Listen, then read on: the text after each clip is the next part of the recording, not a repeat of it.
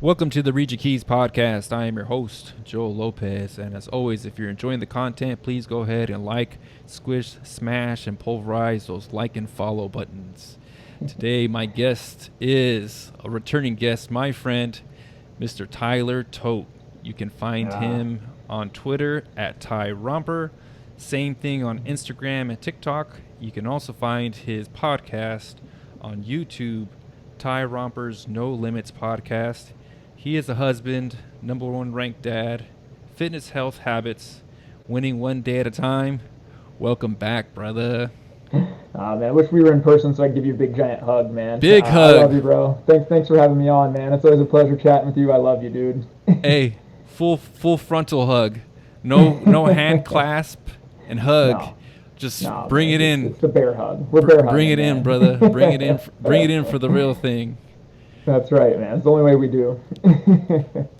So my boy Ty, I was looking at it. We did a podcast almost a year to the day from today. Wow. A lot has changed, I think, in that 1 year.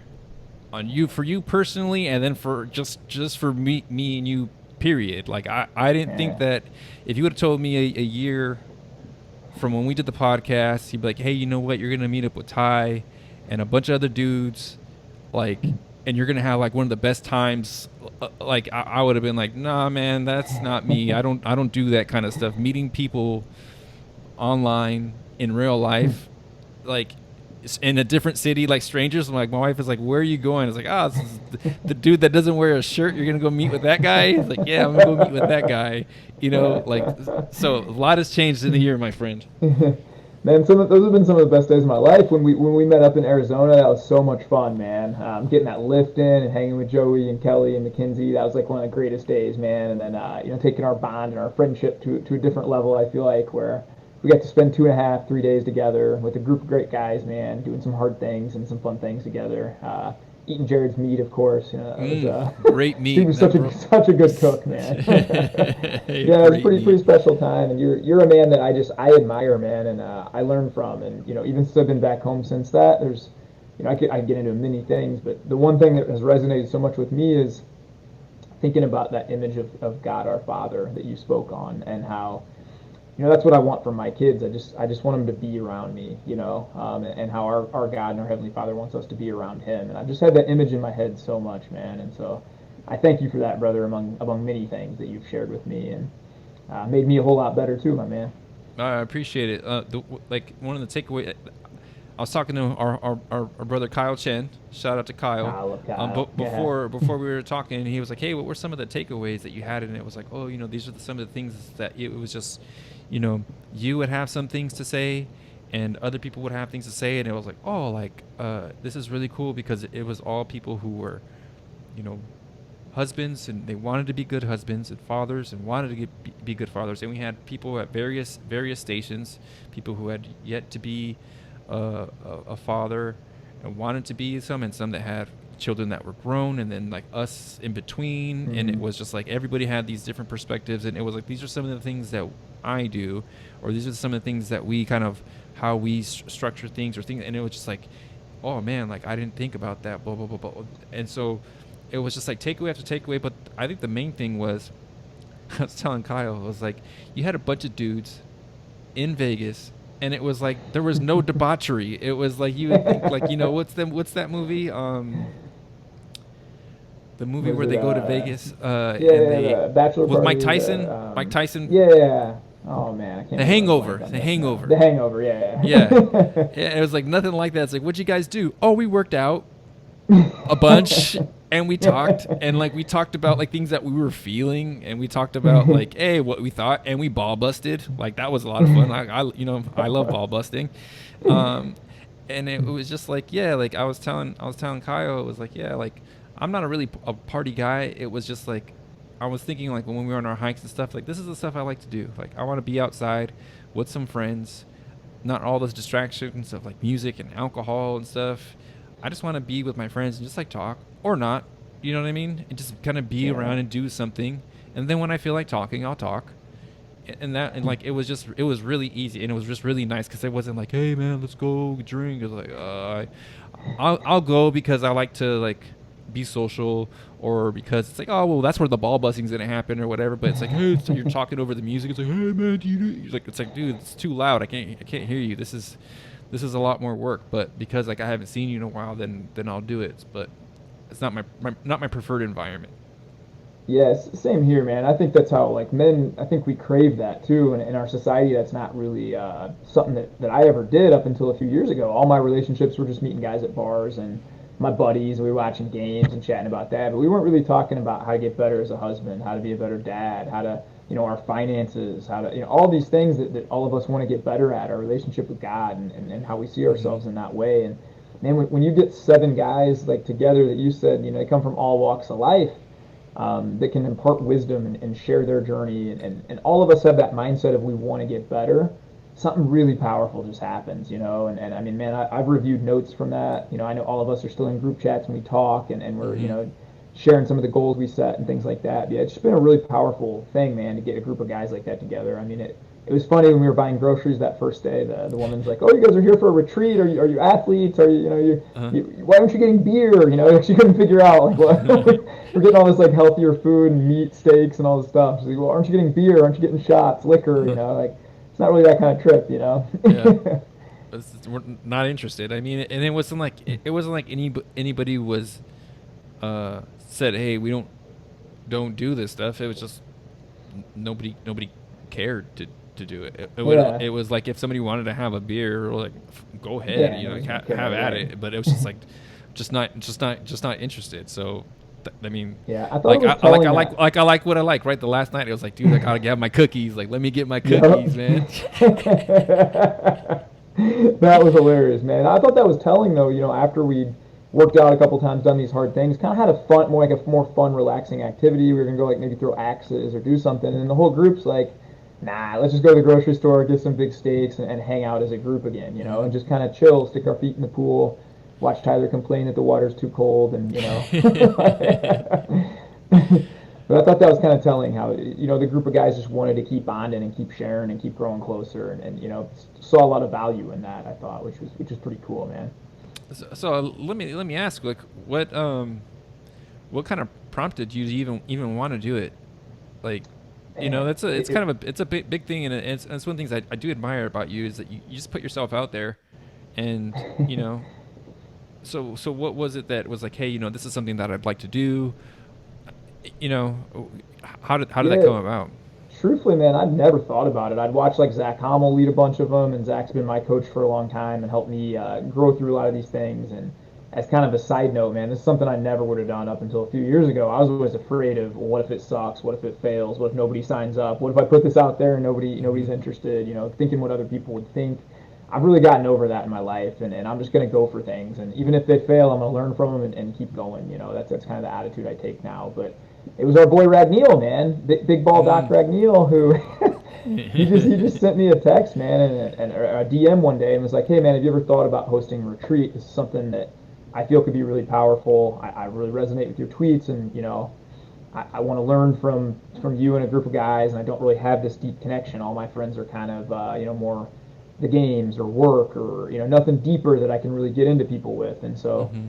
I was like, hey, bro, I never really thought about it. Let me put a tweet out and just see what happens. And so I put a tweet out, and then within 3 hours, we had our whole group had said, yeah, I'm interested, I'm interested. Then we had Big Germ hop on board and say, bro, I'd love to be a part of this and come and teach everybody the weightlifting and give them like a couple hours worth of stuff too. And I feel like God just kind of put the whole thing together, man. And then even leading up to it, man, Zach Hommel just calls me out of the blue one day, and he's like, hey, bro, let's hop on a call. And he's like, I want to tell you about some of the things I've struggled with on some of these early retreats. Here's what's going to happen. Here's what you need to know going in. And he kind of helped me a ton walk through that and kind of create that vision of what we wanted it to look like. And so yeah, I'd never done it before, but Mm-hmm. I know people that had done it, so I could get some help in that way. And then I feel like when you kind of go to God in prayer and you say, hey, just your will be done, whatever you want this thing to be, you make it be, put the right people together. I mean, I kind of knew from day one we had just such an awesome group, man. Every guy that was coming on this was like, hey, how can I help? Jared, Mm-hmm. like, hey, bro, I want to cook everybody's meals. Like, I want to be a servant. I want to help. Like, dude, Mm-hmm. first question you ask, like, hey, bro, I want to sign up, but how can I help? Mm-hmm. And like, Yeah, yeah. I just feel like every guy that came on this, man, for hosting one the first time, I didn't really feel like I hosted it. It was just all of us there, like, just this great group of guys again that all just kind of wanted to get better, and that's the coolest thing to me being a coach and even learning. Like I get to learn all the time from the people that I coach. I get to learn all the time, from the people that when you kind of put yourself in a space where everybody wants to get better. This is just our mindset of how we can be a better dad, husband, father, fitness wise, financially, whatever that is. You just get to interact with all these awesome people, man, like yourself. Like John brings such a different perspective, having already raised all his boys and being in that other phase of life. And some of the things he taught us, I know we've already come home and applied, family meetings and these things. It's just so powerful to have a group of people that are all have a common goal, man. And I don't know, something about that, I knew that would be powerful, and definitely exceeded expectations. What was cool too, though, is we have the pouring in part, but then it was like, okay, like it would just naturally happen. We'll take a break and then we'll just joke around, and the joking is fun, right? Like, because it's like one thing like to be like constantly pouring, and just like you could feel the overwhelm of it. But it was like, hey, we're pouring, and now like we're just naturally gonna start ball busting, joking, just talking about whatever, and like you kind of get a break, and then it was like it would naturally just kind of just, hey, what do you do this? And then it's like, oh, now we're kind of getting into like the deep talks that we would have, and we just really pour into each other and tell each other what we thought of certain things of each other and how we could help each other. It's just it really was just a great balance of, hey, we're gonna fellowship, we're gonna have fun, we're gonna pour into each other, because we're all coming from the same place of like, hey, I want to be better, you want to be better, you know things that I don't know, you can see things possibly that I haven't, or you've experienced things that I haven't experienced. You can tell me what's coming down the pike, or hey, or you're gonna come up on these things. I've kind of been through that road. So it was like that. That's why it was cool. I think the dynamic of people who had raised kids, people who gonna be daddies, us in between, and how so it was just constantly just pouring. But then I know I needed the break from like, all right, man, like we're deep right now. Let me take a break and let's do some ball busting. And then it was also like at night, it was like, hey, it's time to go to bed, but like we just stay up talking because you didn't really want to go to bed because it was just invigorating to be around other dudes who felt the same way about certain things, or wanted to be a certain way about certain things. Yeah, it definitely felt like that too, man. Where it was cool to see even a guy like Big Germ, who's only 23, and he's like grabbing a notebook and taking like, well, I want to be a dad. I want to be a great dad. I haven't experienced this yet, but now I'm learning from these other guys. I'm gonna jot some of these notes down. Or Ragneel, who's gonna be a first-time dad. Taking notes and things like that. And then they could. One of the most powerful things for me was when Ragneel was sharing. He's a cancer doctor, and he sees people on their deathbed, and he sharing that experience with us and what everybody talks about in their final breaths, and then. We climbed this huge mountain together, and we all kind of talk about that up there. But then you're right, it really went organically from deep conversations to, bro, then let's just sprint down this mountain and throw a football off. Like just be super silly and have fun, And I feel like I don't know what it's like to be a woman, but I know being a man, that's exactly what I like, man. With me and my best buddies, that's what we're doing. We're having some deep talks, then we're ball busting, and we're having a fun time, and we're joking around, we're giving each other a hard time about this or that, and it's, to me, that's the most beautiful thing about being a guy. Even some of my best guy friends that I'll go years without seeing them. I think like my buddy Steve Jones or Chris or some of these guys I've been friends with since 5th, 6th grade. I can see them after 3 years. We just pick right back up. We just pick right back up into these deeper conversations. How you do and and then we're just right back to giving each other a hard time about the shot they missed in high school. You're just like, that's the coolest thing about being a dude, in my opinion. No, it really is, and something I had missed because I'm busy being a dad, so you work your job and you're being a dad, so that was one of the things that I was really looking forward to. It's just like when you had put it out, it was like, hey, I just want to hang out with my boy Ty. Like I met him once, and it was like I didn't know what to expect. It's like, hey, are people the same offline as they are online? And it was like, dude, this was great. This was great. And so it was like, I know that I needed that. So it was like, I'm gonna go. It's like my boy Ty's putting something together. Who else is gonna be like, all right, cool. Like I'm in. And it was even on the drive up, and I was like, I'm not sure what this is gonna look like, because this is people I haven't really interacted with. Like I had interacted a lot more with you and then Big Germ, but the other ones, like I had never really interacted with them. And it was just like, wow, like this was really, but I figured because it was like, hey, if people are like willing to come because they knew you too, it would be the same. And it was exactly that, man. You're just like this magnet of like you attract the right people because I don't know, like the stuff that you say, like if who's gonna want to show up and travel if they didn't resonate with the things that you post online or the things that you talk about. So that's why I was like, it should be fine. But even then, it was like I didn't know it was gonna be like that much fun. I'm glad you had an awesome experience. I did too, man. And I do think like Twitter's one unique like spot where on Facebook we kind of joke that like, dude, you spend a day at Disney World and you're miserable because everybody's hot and everything costs $72 to get a cheeseburger. But then at the end of the day, you snap this happy family photo and you post it on Facebook, But like, Twitter is different to me where like, dude, I'm just off the cuff like sharing my thoughts like 7-8 tweets a day, just whatever I'm thinking, I'm tweeting about. You're interacting. Like you can't really hide who you are on Twitter, in my opinion. Like if you're just kind of brain dumping and you're interacting, like. Mm-hmm. It's a really hard time, like, to fake that seems kind of weird. So I've probably met now 250 people off Twitter, and everybody I've met has, like, either exceeded who they are online or been the same exact person, That many people, Ty? So 250? Cool. Yeah, even just a lot of people that, well, dude, I live in Vegas, so you got to understand, like, there's so many, like, even next weekend, I got a guy who's just coming into town, and he's like, hey, bro, could we get a lift in? I'm like, yeah, here's the times I'm going. You want to meet me for a lift? Like, I've done this a dozen times probably, and then he's going to teach me how to play pickleball after that.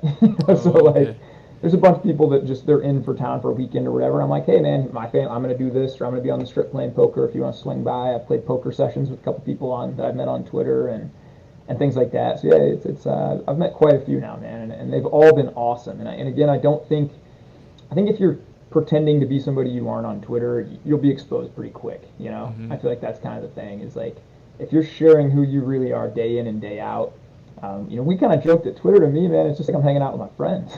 Yeah, I'm logging on. I'm like, what goofy joke is Joel telling today? Yeah. What can I learn from Steven, man's life, or what scripture is Jared putting out now that I can learn from? It's just like we're all hanging out all day, man. I feel like it's so much fun. Yeah, that is true, and I think that was kind of my hesitation too. It's like, I don't know if people are really who they are offline that they are online, and also just the like I didn't like for you. You're very transparent online, so it's like, yeah, you can't really fake that. Like, you make the joke of like, oh, I'm gonna meet so and so and be like, this really down. That's my goal. First time I meet Zach Hommel in real life, I'm just gonna like complain about everything and be super negative for like 5 minutes. Be like, bro, I just like every time we've chatted, I've just been faking it, man. See what he says. So fake, but it's like I guess for the most part, for the people that we interact with, I think that's the case, and like, I don't know. Like I've never met anybody who was kind of anonymous, like they have an anonymous profile pic. But I kind of have a sense about some people. It's like, just the way you. I guess that's true, yeah. Because there's some people who are anonymous. Like I would meet this person because like you can't fake over time these thoughts or these ideas, and that you can see that they're kind of consistent in their thoughts, even when you can tell like this is an off the cuff tweet or remark, but it kind of all comes from the same general person. So I think this would be a fun person or an interesting person to actually meet off of line. Because there's some people you'd be like, man, they got their picture and stuff on there. Like, I'm not sure if I believe what you're saying, but I wouldn't really follow those people anyway. You know what I mean? Like, it's like, I wouldn't really follow them. That's like the special thing I think too about our community of like the fitness mindset. Kind of better yourself, self-improvement kind of corner of Twitter is. We're all pretty intentional who we follow and who we have in our tribes and groups, and so, yeah, man, those people that you're kind of connecting with every day, like, I've never felt weird, like, to meet somebody who's following me and interacting with me, and then they say, hey, Tom, I'm coming to Vegas, like, you want to grab a lift? Like, I've never felt weird about it, because I'm like, well, dude, this person's clearly, like, has a similar mindset to me. If they're wanting to meet me, they're not asking me to like go to the bars because they know like I don't really go out to the bars and stuff. Yeah. They're asking me to go get a lift or a hike or something like that. So we're probably pretty similar.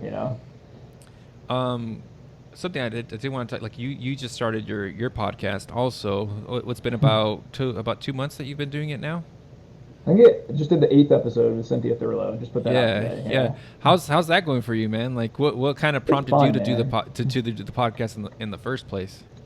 Man, I mean, I've been on yours and a bunch of other ones. They're just fun. Like, I love these chats with people. I love like kind of the relationships you can build. You can get to know somebody Mm-hmm. better because it's different tweeting back and forth, or even offline in the DMs we chat or text or whatever. But like having an hour conversation with people about things they're interested in. I mean, number one, you can learn a lot. Like Mm-hmm. it's my first one. I did Steven Man's Life, who I know you've had on. Have you had him Mm-hmm. on twice or just Yeah, once? twice, man. He's one of my Twice. he's one of my favorites. So I was like, yeah, I had to Yeah, get him on twice. I love that guy, man, and just some of the things he said. I mean, I went back and took some notes, and I'm like, that made me better. It's like Mm-hmm. what a cool opportunity to like get to chat with some of these people that are really cool. And then I just kind of felt like, well, now that I'm not working at the bank full time, this could be something I have a little more time. Maybe I can try and develop this certain thing where people can hear some positive content too, Mm-hmm. as opposed to I mean, it's funny we were talking about Twitter. It's like if we were in like the political space, I wouldn't meet these people offline. Some of these people are very unhinged and angry, but Yeah, in yeah. our space, man, everybody's just wanting to get better. It's like a self improvement kind of thing, and so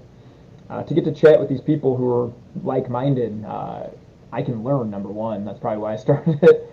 I mean, that's why I joined Twitter in the first place, just to learn, man. And it's literally bettered every aspect of my life, man. From my faith to my friendships to my finances to everything, my health and fitness. I think if you follow the right people on there and you network well, it's a cheat code, man. It's better Mm-hmm. than any kind of community I think in the whole world. And so, yeah, just to highlight and bring some of those people on seems pretty cool, man. So can I get you on my podcast now too? By the way, Of course, can I man. formally invite you? Yeah, yeah. We'll get that set up in the next I'll few weeks. formally accept the invitation. Of course, it's like Ty Thanks, Rompers doing it. brother. Like I'm in, man. Like that's my guy right there.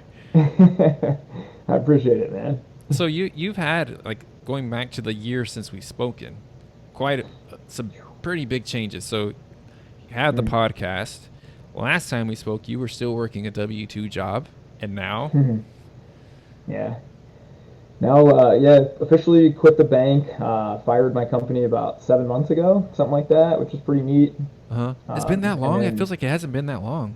maybe 6 months ago, I'm the worst with time. So Yeah, I'm man. still wondering if the 2 weeks is up to flatten the curve. I don't even know yet. I'm like, I yeah, guess that's true, I'm the worst with right? time. But maybe Everybody's six messed up months now. ago, Yeah, right? that's Everything's true. just in a circle. So, Do what we but want yeah, I now. think it was maybe 6 months ago. I decided to step down, and I was going to be part time, and my goal was to stay part time for about 18 months, and then once I got that freed up like 25 hours a week and started realizing I'm probably losing quite a bit of money every time I go into my job. And Hmm. not only that, but my passion isn't really there. My passion's helping people and wanting to go this other direction. It wasn't too long. I think it was about a month before I just came home and told my wife, who's the most gracious, awesome woman in the world, because I just told her, hey, I know this was the plan, but I don't want to go back, And she was Hmm. like, all right, go drop off your keys. Let's make it happen. And so that's been a big change, being 100% self-employed. There's been definitely challenges with that, and I think even right now I'm working through some of those as my whole focus the first like 6 months was just grow,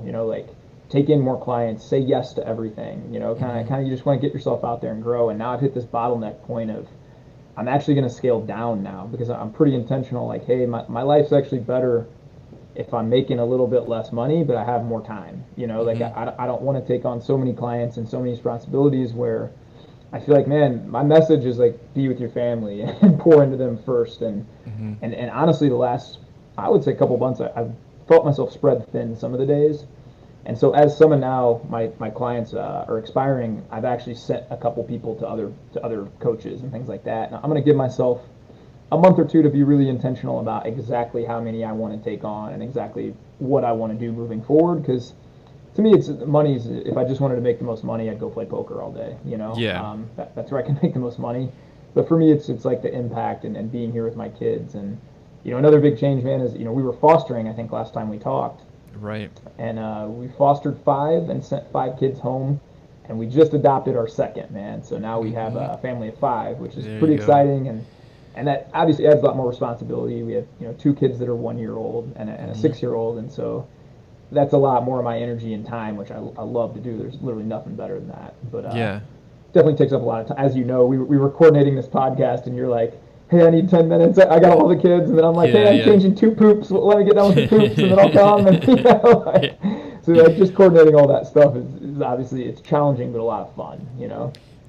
Well, I kind of wanted to take those step by step. So one of the goals of a lot of W-2 guys is to fire their company, but this wasn't an overnight decision that you this was how 6 long years. in the 6 years in the making. Yeah. Yeah. Mm-hmm. 6 years of late nights of what else, journaling, because I mean you went 6 years Oh, because dude. your oldest is 6 years old, right? So you basically started Mm-hmm. when of all the times, right? Like when you're Yeah. finally like sleep deprived, like this is when you start making the changes. But I also Yeah. don't want, like, there's the like, hey, this was like an overnight thing. Like this was not an overnight. This Nothing is like that. that's the kind of one I want. The 6 years of the making. It's like 6 years Yeah. of what, Ty? Yeah, I mean that's what people will say, like, "Oh, you're just really lucky now." I get this all the time. "Oh, you get to walk and play with your boys in the afternoon. That's really lucky." Well, like, yeah, man, that was a lot of nights staying up till I had a cutoff time about 11 or 11:30, and I was up at 5 every morning to work out. And um, once my daughter, I was always self-employed, a professional poker player, and then when we had our daughter and got married, we moved back hometown to near our parents. So they could help us and whatnot, and there's no casinos and online poker was illegal. So I went back to school full time, took on this job, and I got promoted like 3 or 4 times within the first 6 months. But pretty quickly, as I started scaling up corporate, I realized, like, probably the first year, like, I'm not going to be a guy who's 65 and still grinding this out. Like, I'm grateful for the opportunity. I'm very grateful for the paycheck and the steady that it provides and the health insurance for my family during that time, and all of that. But I knew that I didn't feel called like that was my passion. Mm-hmm. And so I would say about a year into that, man. So maybe we've been on it about 5 years, 5.5 years. Sat down with my wife and said, let's write a plan together. Where do we need to be financially? Where do we need to be to get us out? Didn't have any idea what that looked like, but we just started looking at, okay, how do we create some passive income? How do we create these little systems? And so for me, I got super intentional, man. I mean, I love golf. I really do, and I was addicted to golf for a season in my life, but I sold my clubs once I decided. It cost me $60 every time I go out golfing. Also, it cost me about 4 hours.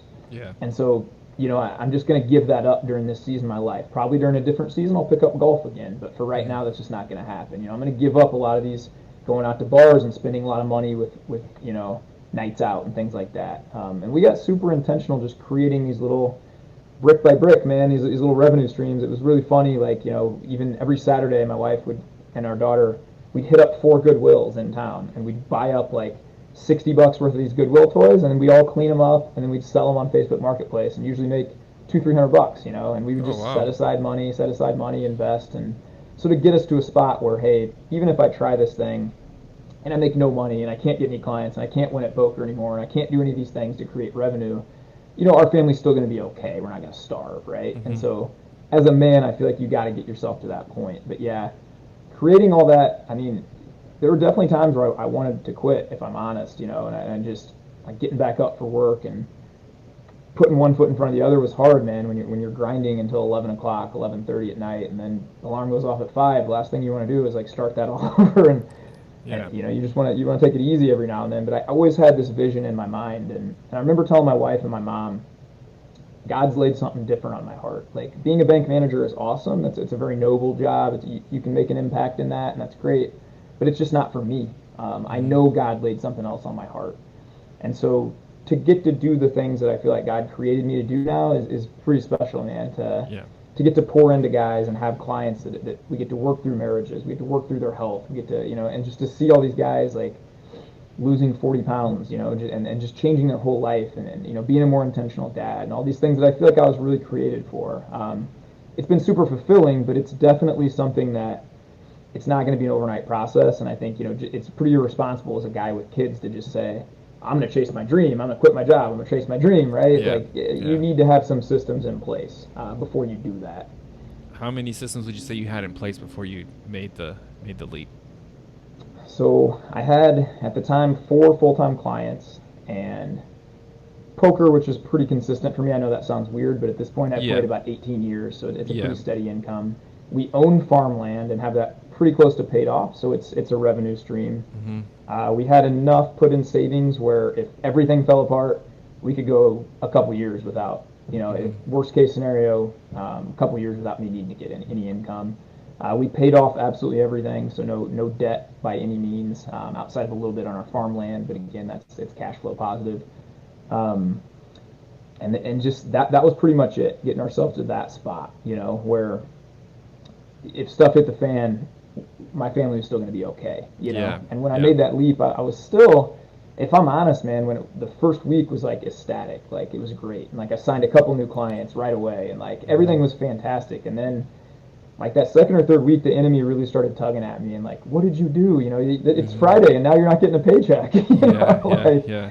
Yeah. and I remember kind of calling my coach Zach Hommel and kind of talking through that a little bit about, yeah, the he's not going to like this. So Mm-hmm. you need to understand that, like when you're pursuing what you feel like you're called to do and you're trying to help people in this way, there's always going to be obstacles, right? And so sometimes you got to shout back at those obstacles. You got to face those obstacles.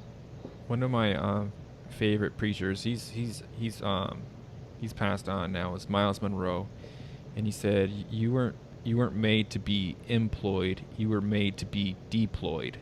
And I Mm. think that was like a lot of guys like you and I. It's like, hey, working a W-2, it's like there's got to be more to this. I don't feel like I'm living up to the calling that I have in my life. Like I really get that, but also to be responsible. It's like, hey, I have a family. I can't just drop this. Like, I am responsible for them. But then I think I go back to like King David, when the prophet Samuel comes, and he's going to anoint one of the sons as a future king. Like, where was David? Like, he was with the sheep. He was doing what he was supposed to be doing during that season.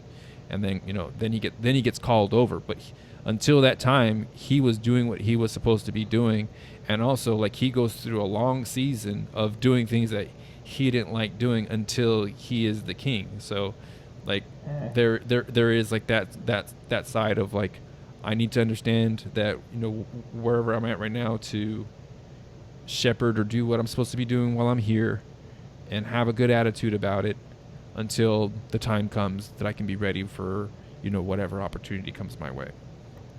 Yeah, wow, that's really profound. I like the way you said that, man. And I always felt like, I didn't necessarily agree with a lot of I worked at a big national bank, and I didn't agree with a lot of the policies they put out, and Mm-hmm. even the way they kind of, in my sense, prey on the poor, and some of the things they did, I didn't feel good about, and I always tried to be a light in that situation. But I did feel like God had me there for a specific reason, and it was to learn the lessons I needed to learn. And truly looking back, and even in the midst of it, I was pretty grateful for it those last few years, Mm-hmm. of just saying, you know what, God, this is hard. I don't love it, but teach me what you need to teach me. Mm-hmm. And now I see that the fruit of that coming as I coach a lot of men that are in W-2s and they're trying to transition into their own thing too. And Mm-hmm. it's like, hey, you still got to have this grateful mindset. Without that W-2, you wouldn't have the opportunity to even go chase your dreams. You Right. need to be grateful for it. You need Right. to, those things.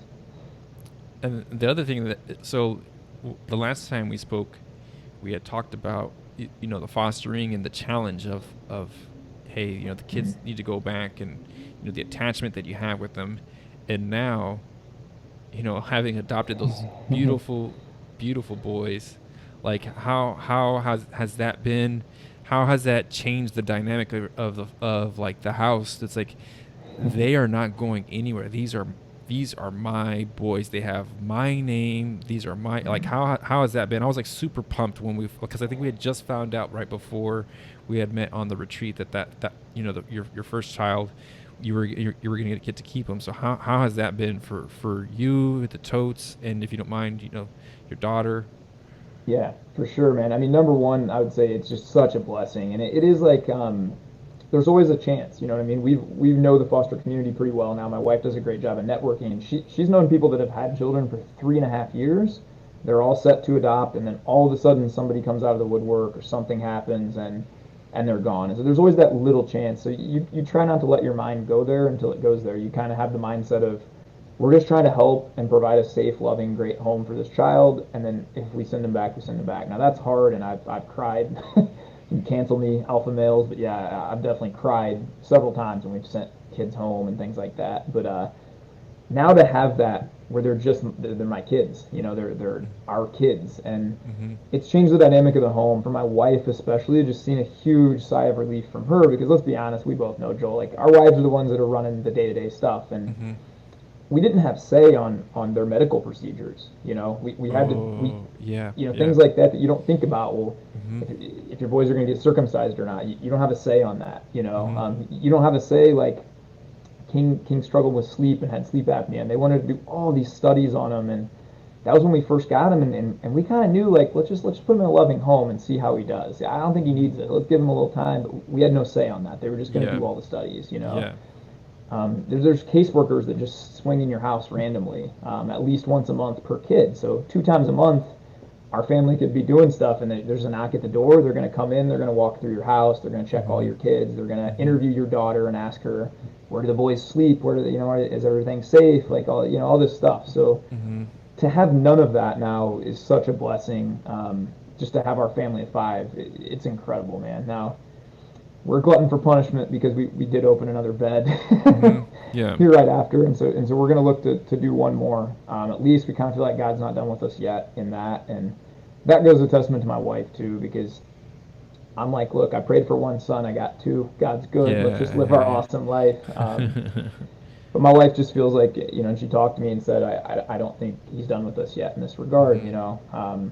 And I trust her, man. I think she's the most wise woman in the entire world. I think, you know, she's so in tune with God and being a wife and a godly mom and a godly wife that I defer to her on some of these things, man. Like, Mhm. again, I'm pretty selfish when it comes to that, and my first reaction is like, dude, we already got ours. That's We're it. good. And Yeah.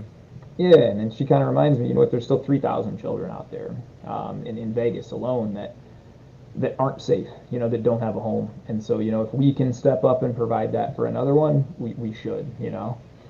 And so moving forward, that's kind of our thing. I've seen a big shift in my daughter, Tinley, who's, bro, that's been the best thing. It's been answered prayer because when she was an only child, I'll just admit I gave her the, she was so spoiled, man. Like to the point Mhm. where she could just say, Daddy, like, I want this. I'm like, you know what? We'll sell the land. We'll get you whatever you want. You know, with Mhm. anything you want. Yeah. You Yeah. know, Yeah. Yeah. I wasn't even as strict on bedtimes or these things that I should have been. You know, and seeing her kind of grow up and be really mature now, and she helps with the boys. You know, she understands the whole world doesn't revolve around her Mhm. anymore.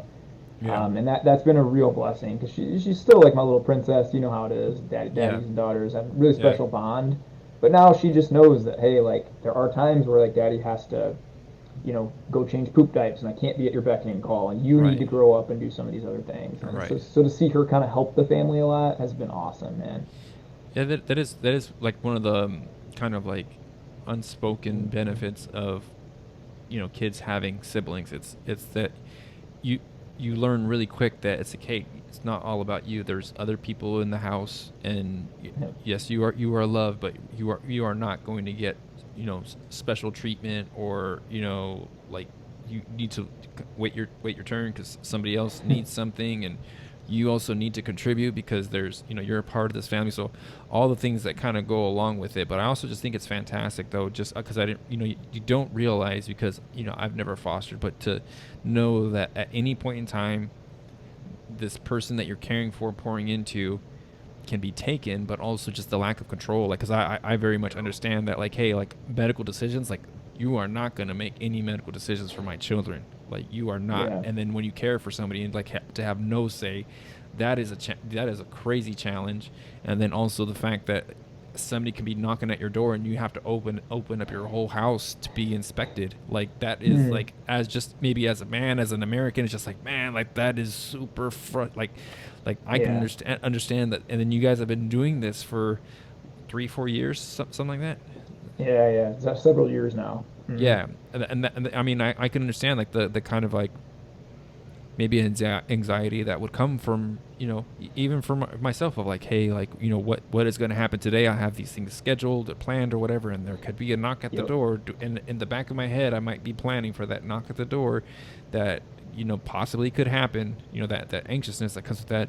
And now to be like that, those variables are now out out the Gone. door, and it's just like, Yeah. yeah, I can plan whatever I want. My kids, if they need some kind of medication, I make the decisions on what my kids are gonna be done to them, or Mm. ingesting, or whatever. Like, huge. I think that like, that's why I really enjoy these talks, guys, because like you learn from people. Like, people don't understand, like, why fostering is such a challenge, because of these things, but then to do it anyway also is like, yes. And my wife is such a saint, man, because she does, if I'm honest, 90+ % of it. And I'll never forget, man. It's one of the hardest images as a man. Again, when they made King do these sleep studies, and all the kid wants to do is sleep.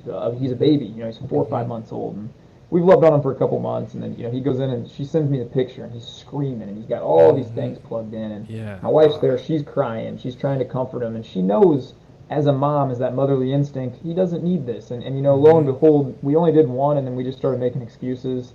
Oh, this time won't work. Let's delay it. Let's delay it. And then by 3 or 4 months, when we took him back to the second one, they were like, "Oh, he's fine."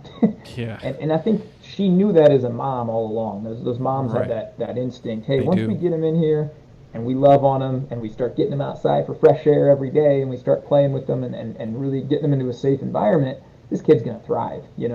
But you can't tell anybody that when you don't have control. And sometimes I think politics go into it a little bit too, where, let's be honest, Medicaid just pays for everything while they're foster cares, and so if you're a hospital, you're almost incentivized to do all these extra tests because you Yeah. can just bill it. It's just Yeah. money. And Yeah. so I don't know if that plays a part in it or not too, but But it's in the back that's of your something head. that That's a always, variable, right? Like, yeah, yeah. Yeah. exactly. And so my wife is just, man, she's a saint to go through all these things that she's gone through. And I think it's brought us closer together for sure, too, to kind of battle through some of these things together and as a unit. And I'd say our whole family, my daughter included, because, she's 6. She's old enough now to know what's going on. And we try and include her on most of the stuff that we can. And she's really stepped up and handled it in a really mature way. I'm really proud of her.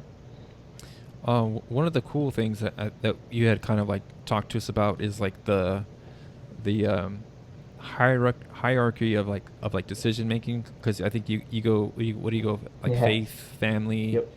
friendships, Faith. finances, or something like Yeah, I go faith, then fitness, which is Fitness. fitness is kind of Yeah. like my time. Like I encompass that in with like journaling, full body health. Journaling, prayer, visualization, then family, then finances, and then friendships. So that's kind of my hierarchy of needs. that. So before we go to that, how did you come up with that? Because that to me was like so impressive, because like you kind of like had kind of like talked to us about that, and then it was like, when a decision is to be made, it kind of goes through that filter, and that's like, oh, that makes perfect sense, because it's like, if the family understands this, if we're all kind of living by this, it's like when we make decisions, it makes decision making so much easier. If it's like, hey, we have a structure to kind of work through, how are we going to do this, what direction to go, because a lot of there is no life is not a multiple choice test, right? There's like infinite number of options, and it's just like, well, how do you make sense of it? It's like, well, this to me, that to me was like a fantastic way. Like in my head, I was thinking like, dang, this is so good. So how did you kind of start to even build that framework?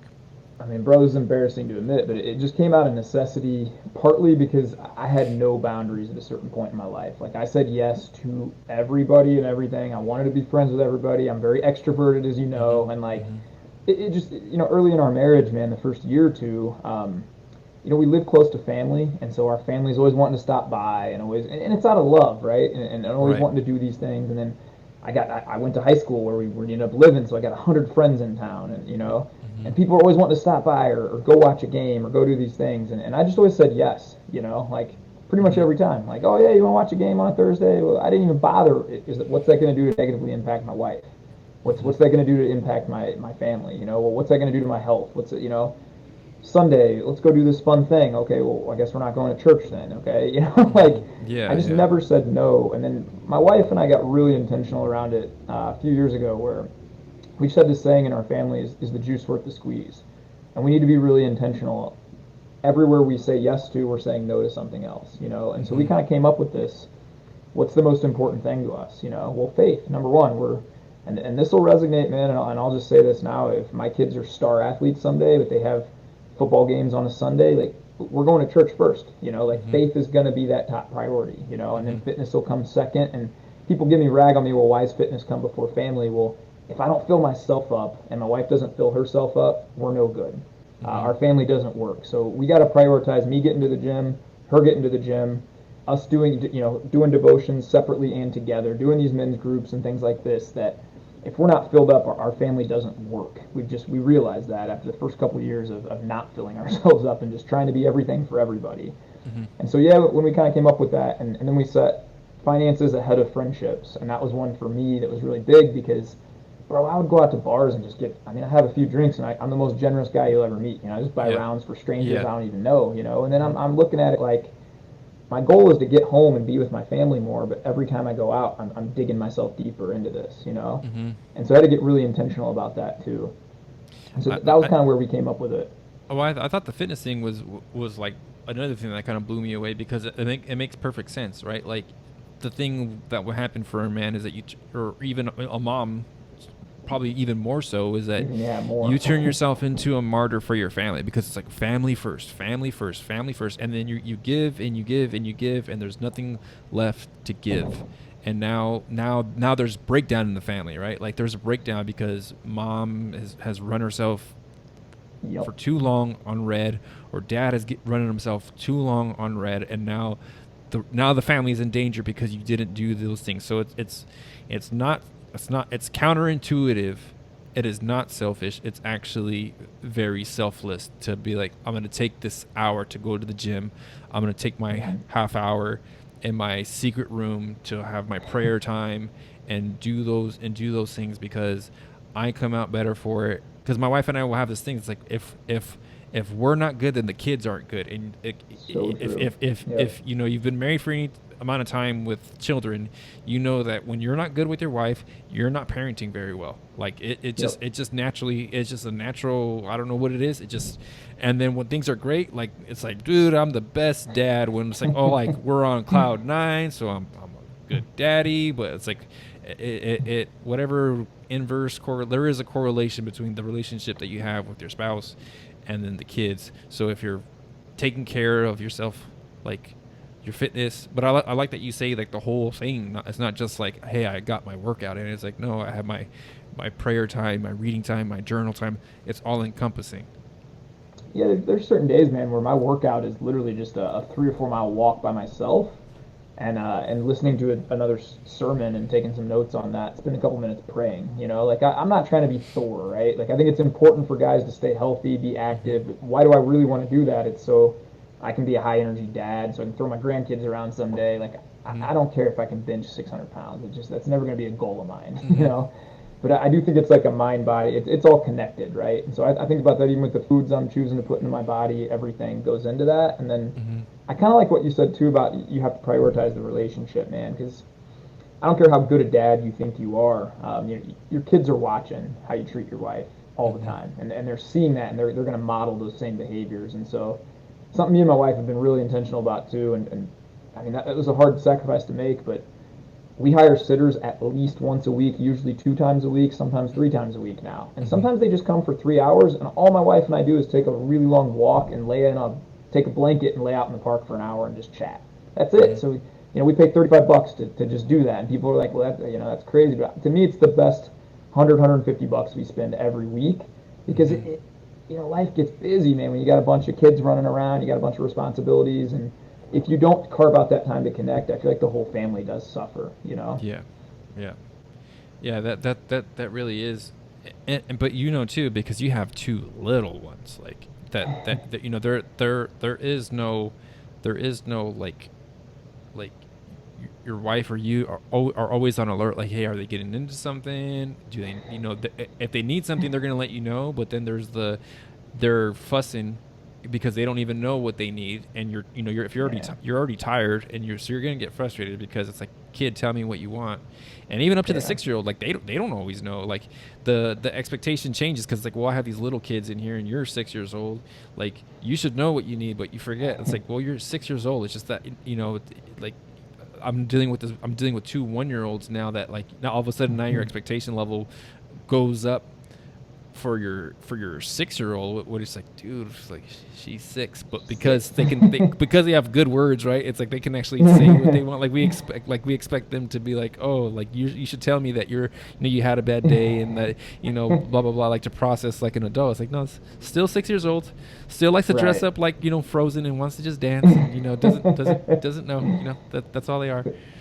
That's so smart, man. That's a really wise thing to say, and something that I even tugs at my heart as I say it, because I probably do over expect a little bit now out of my 6-year-old. But it's true. Mm-hmm. She's 6. She doesn't know. She doesn't know the things that are going through her head. She's still Mm-hmm. processing. Everything's new, you know. And so yeah, I think that's a really good point, man.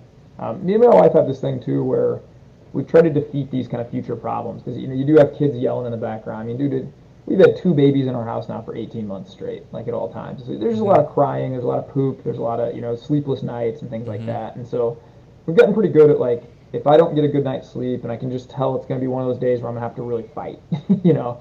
I'm gonna Mm-hmm. have to lean into God. I'm gonna have to pause a lot. I'm gonna have to pray a lot. I don't feel it when I wake up, you know. Mm-hmm. I've just gotten a little bit better about just telling her, just at the beginning of the day, just pulling her aside. I love you so much. Like, I'm going to really be my best today to be high energy and be present and be here, but like, I'm fighting it today, you know?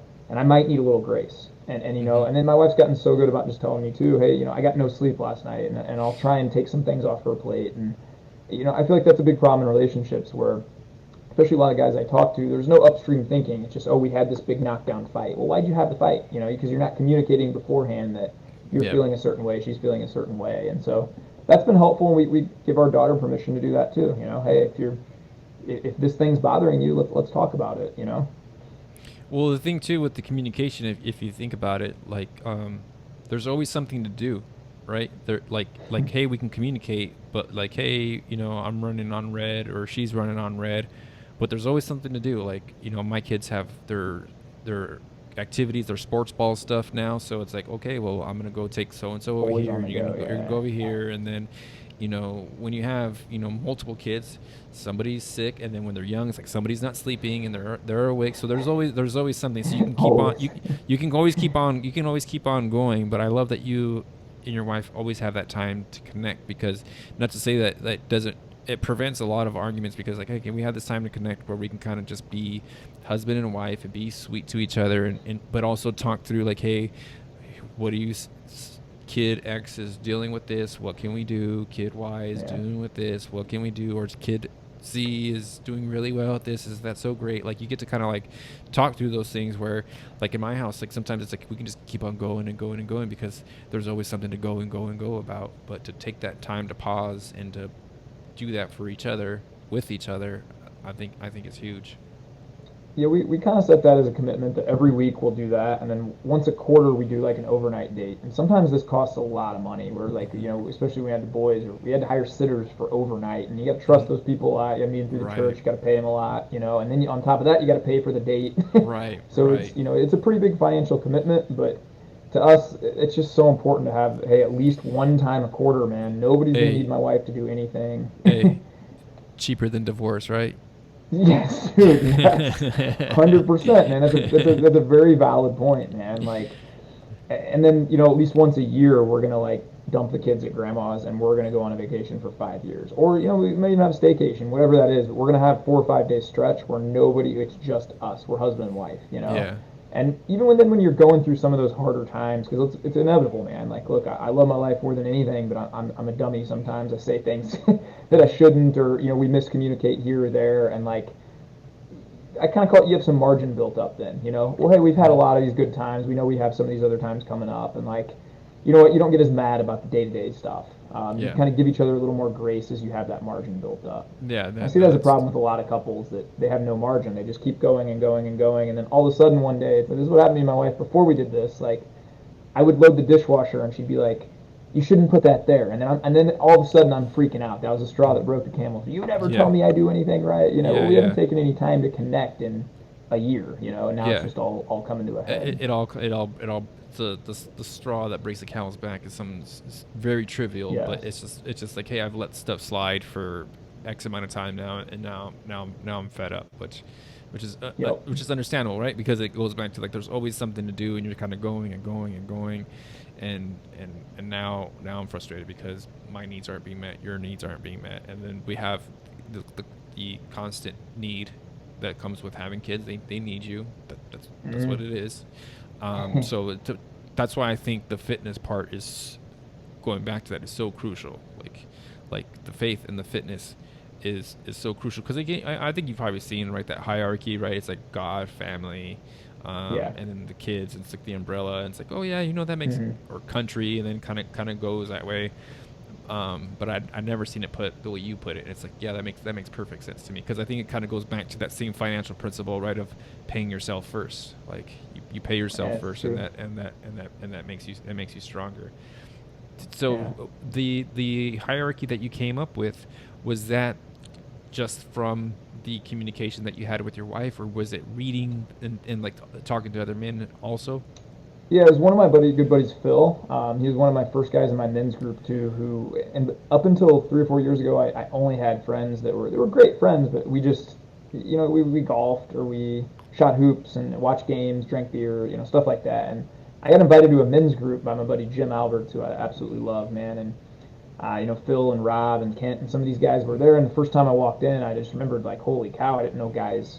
They were talking about things they were struggling with in their marriage, things they were struggling with in their faith, things, and it was like this great group of guys that would help each other. And so I remember bringing this to Phil specifically because he kind of became like a first mentor of mine. We would meet for coffee a couple times a month. We worked pretty close to each other at the time, and I would share with him a lot of things I was struggling with, and he'd been married 20 years and then divorced, and he could help me kind of go through some of the things he was going through.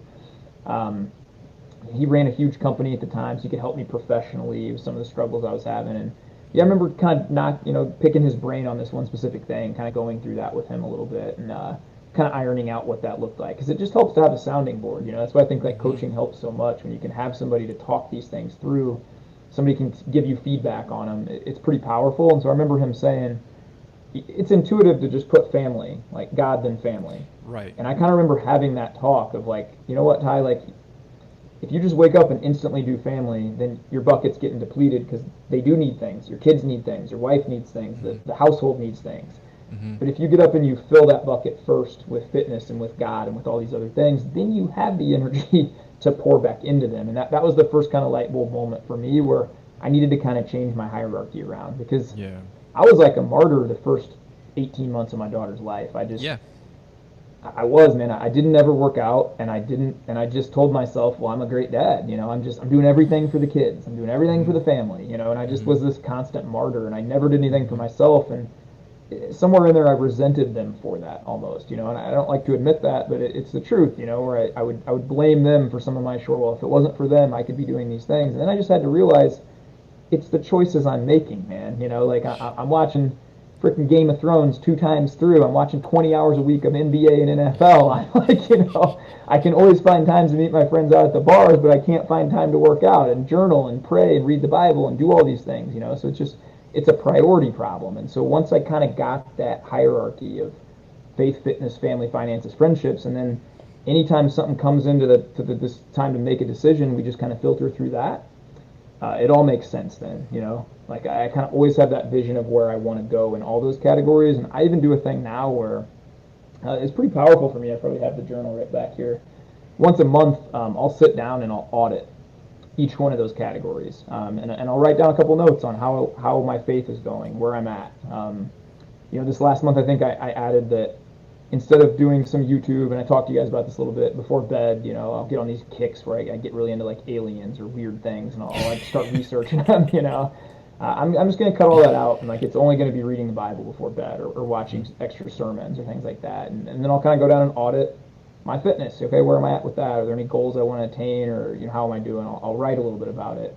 Moving on down with family, hey, how do I want to be more present? What do I want to plan a date with my daughter this month? Get that on the calendar, just little things like that. And I go down the line. It takes me about 15 minutes a month, but it really keeps me mindful of those goals and what I want to keep moving towards. And you don't want to be the same as you were 6 months ago, right? You want to always Yeah. keep getting better, and that really helps me improve at all those things. That was what was so cool about hanging out with you at the retreat. Was it was like dudes talking like that, and it was just like, oh man, like yeah, it's so refreshing to be around other people who think this way or are doing this thing, or done it for an extended period of time. I think I saw a tweet where you have another one coming up in March, right? Yeah. Yeah, Yeah. March 11th through the 14th will be the second one. So yeah, I'm really excited about that. Big Germ's going to come back out and give Big everybody Germ, weightlifting. baby. Yeah, Yeah. I love that guy, man. So we kind of felt like that was pretty powerful, man.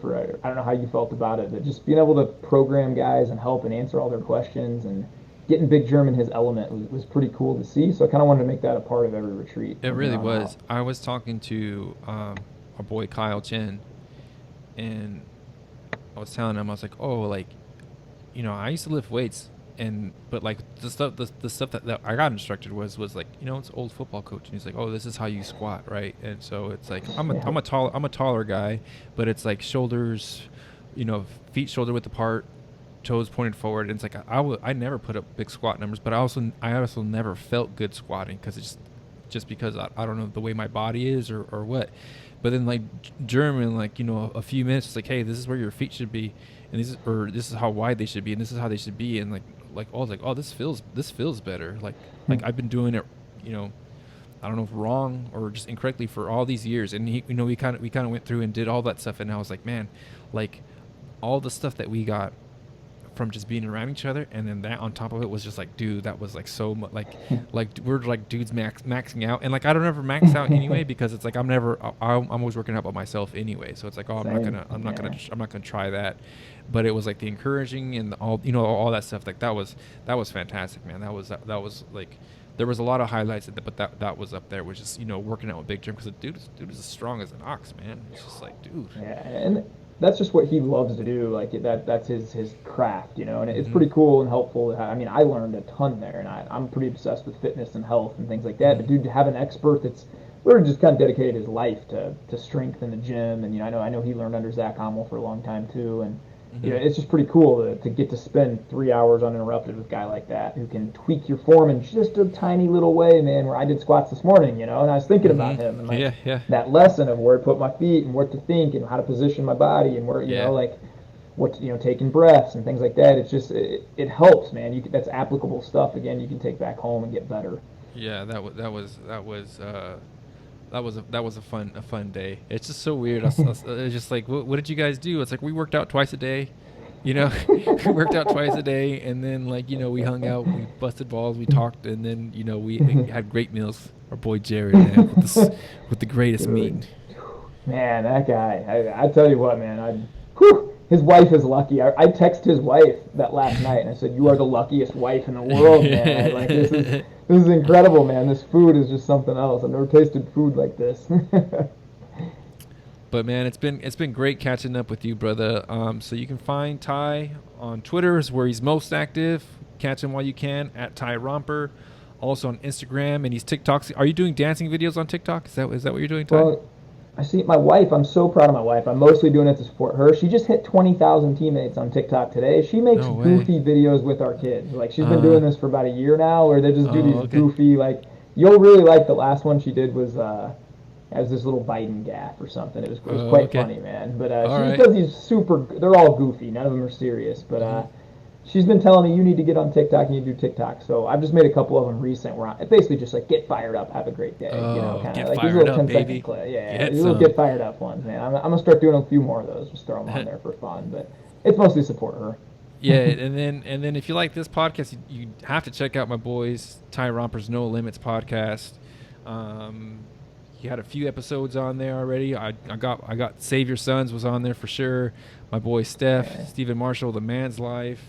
I think you just did one with Joey Devlins. I'm going to check that one out. Our boy Joey. Yeah. So shout out to Joey if you listen to this one, brother.